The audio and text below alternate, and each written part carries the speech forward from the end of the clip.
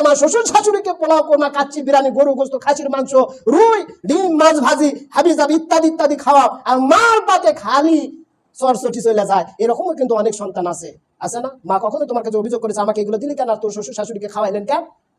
সম্মানিত ভাইয়ের আমার বন্ধুগণ, যে কথাটা বললাম অনেকের মনে হয়তো আজকে আঘাত পেয়েছেন, মনে করবে এই হুজুরের আর চাকরি হবে না। আপনার আমার চাকরি নিয়ে কোনোটাও টেনশন করার প্রয়োজন নাই, কারণ আল্লাহ রাব্বুল আলামিনের হক কথা বলেছি, এটা আমার কোনো পকেটের কথা বলি নাই। মা বাবাকে নজরে দেখবেন, তকদির খুলে যাবে, বরকত খুলে যাবে, রুজি যে কর্মে হাত দিবেন সেখানে বরকত আল্লাহ ঢালে দেবেন। মা যদি খুশি থাকে তোমার আল্লাহ তোমার প্রতি খুশি, তোমার রুজিকের জন্য টেনশন করা লাগবে না।